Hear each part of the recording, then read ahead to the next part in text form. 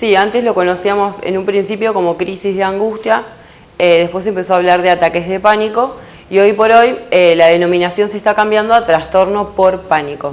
La diferencia principal es que se sostiene que la crisis de pánico es solo la primera vez que la persona padece el episodio. Estamos hablando de un periodo de tiempo relativamente corto, la crisis dura más o menos unos 10 minutos, entre 10 y 15 minutos, donde la persona siente así como un intenso temor o sentimientos de aprensión, un miedo muy marcado, y empieza a sentir una sintomatología física muy importante que contempla diferentes síntomas. Por ejemplo, podemos hablar de palpitaciones, de taquicardia.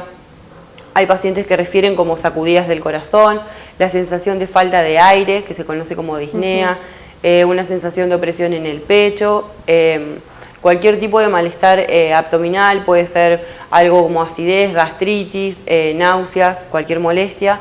Y además de todo esto podemos sentir escalofríos, sofocaciones, sensación de hormigueo, de adormecimiento, de las extremidades. Es muy amplia la variedad de síntomas. La síntomas. sintomatología física es muy variada.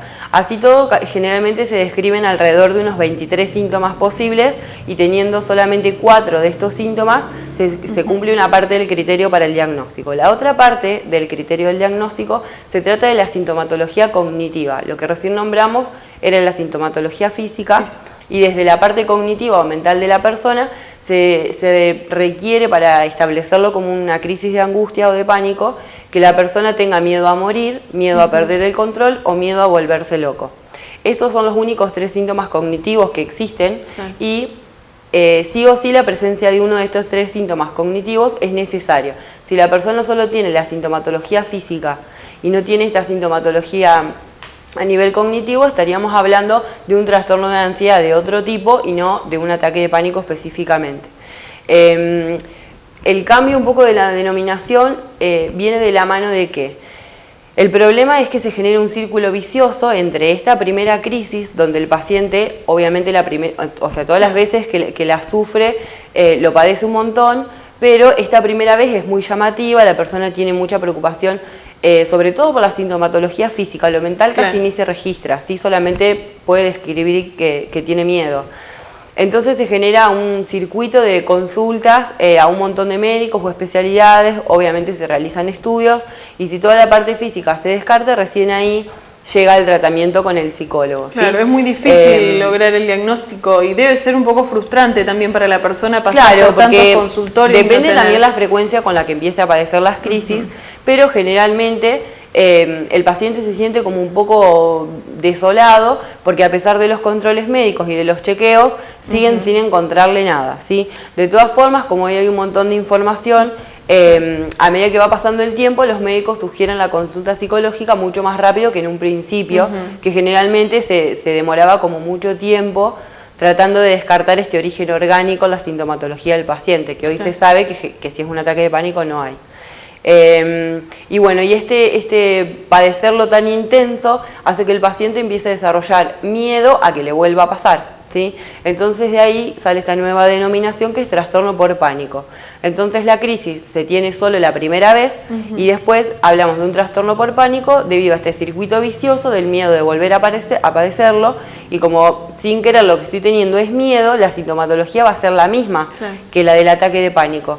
Entonces, en una falsa confirmación, al paciente le parece que sí otra vez le está volviendo a pasar porque corrobora la sintomatología con el primer episodio. Es importante, a veces uno dice, es importante conocer al enemigo para saber cómo combatirlo o cómo transitarlo. ¿Esto se aplica a esta patología, al trastorno por pánico? Sí, siempre, en la mayoría de los trastornos de ansiedad, la parte de la psicoeducación es muy importante. Siempre es muy importante explicar el origen de los trastornos, si hay una carga genética, si no. Resaltar también la influencia del ambiente, porque muchas veces podemos haber heredado determinada característica, pero si el ambiente no lo reforzó, la característica puede quedar sin manifestarse durante toda la vida, ¿sí? Y bueno, pero lo más importante es la información apropiada, porque muchas veces los pacientes recurren a páginas de internet o se googlea más o menos y se lee lo primero que se encuentra y hay muchas páginas que tienen información errónea, o donde por ahí, tipo estos blogs que los pacientes, otros pacientes también escriben, que le pasaron cosas similares y tal vez no encontraron un tratamiento adecuado o siguen preocupados sin encontrar una correcta atención médica y esto genera mucha más ansiedad en el paciente, ¿sí?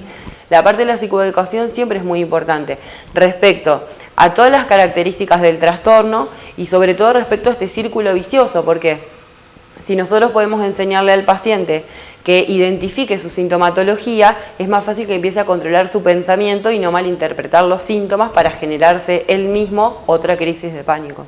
Es muy frecuente porque últimamente, yo mencionaba al principio por ahí el tema de los medios, parece que todas las personas tienen ataque de pánico. ¿Es frecuente? ¿Ha ido aflorando con el correr de los años, del tiempo? Sí, cada vez se lo ve más, es muy frecuente, muy frecuente. Suelen padecerlo más las mujeres que los hombres. Yo creo que siempre nos reímos, pero creo que esto tiene que ver con una cuestión femenina en cuanto a que las mujeres somos como de procesar un montón de cosas al mismo tiempo, o sea, es una diferencia estructural entre géneros. Que estamos con la comida, con el lavarropa, cambiando a los chicos para ir a la escuela, pensando que hay que hacer otra cosa para el trabajo, y los hombres son como más enfocados en su atención. Ellos piensan si comen, por bloques, comen, ¿no? Claro, si prenden el lavarropa es lo único que hacen. No es por una cuestión de desmerecer, pero su cerebro tiene un funcionamiento mucho más lógico que el de las mujeres, ¿sí? Así que esto tiene bastante relación con que las mujeres lo sufran más. Y la edad de comienzo más común es a finales de la adolescencia y a principio de la edad adulta. Ahí es como donde más se ve. Pero también muchas veces hay como situaciones especiales donde las personas tal vez tuvieron un trastorno de ansiedad de base durante mucho tiempo, durante muchos años, y a lo mejor llegada a la etapa de la menopausia en las mujeres, se dan los ataques de pánico, pero por una cuestión de la malinterpretación de síntomas que son de la menopausia, ¿sí? O el mismo desarrollo biológico de la menopausia hace que se acentúen los síntomas de los ataques de pánico. Y esto siempre hay que tenerlo en cuenta porque muchas veces las mujeres consultan en edad de la menopausia y hoy por hoy sabemos que desde la medicina la menopausia también tiene un montón de formas de abarcarse, de atenuar los cambios hormonales, de atenuar la sintomatología, incluso con productos naturales que vienen. Entonces es muy importante dejar en claro, separadas las dos cosas, para que el paciente, si tiene el ataque de pánico, encuentre herramientas para poder manejarlo y superarlo. Cuando se inicia los ataques de pánico, ¿se puede curar, aparte de lograr entenderlo o lograr superarlo y una terapia? ¿Esto se cura o es algo que acompaña a la persona toda la vida? Sí, los ataques de pánico se van. Siempre recibiendo un tratamiento adecuado, muchas veces depende de la intensidad de la sintomatología y también depende de cuánto tiempo el paciente sufrió los ataques de pánico. A veces se requiere la interconsulta psiquiátrica para que con la medicación y la terapia en un principio el paciente logre sentirse mejor en un tiempo más breve que solamente con la terapia. Pero son terapias breves, estamos hablando de entre 10 y 12 sesiones. Y la mayoría de los pacientes se recupera, o sea, el paciente que tiene voluntad para entender el ataque de pánico, para manejarlo y para saber qué cosas tiene que hacer en el momento de la crisis para no generársela a él mismo, la mayoría de los pacientes siempre puede salir adelante.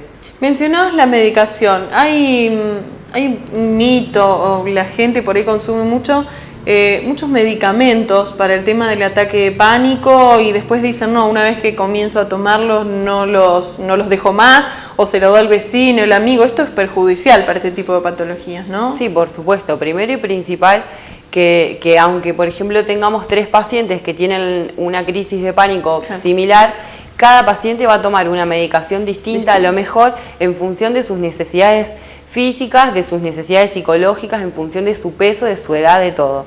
Así que esto de andar recomendando, generalmente lo que vos decís sucede con los ansiolíticos. Esto generalmente se ve donde alguien toma algún ansiolítico y le dice al vecino, no, yo tomé, que también aparte para los ataques de pánico se usa para los trastornos de ansiedad en general, o incluso hay gente que va y lo compra para dormir, ¿sí? Pero obviamente primero y principal que está mal porque cada persona es diferente y la medicación seguramente va a ser diferente. Y segundo, o sea, es un gran error, primero y principal que la gente se autodiagnostique, ¿sí? Porque eso es muy común, muchos pacientes llegan al consultorio diciendo que padecen ataques de pánico, uno pregunta quién lo diagnosticó, ellos buscaron en internet o porque al amigo le pasaba lo mismo y en realidad no estamos hablando siempre de una crisis de pánico, ¿sí? Tal vez son síntomas de ansiedad solos, ¿sí? O, qué sé yo, puede haber algún otro trastorno concomitante.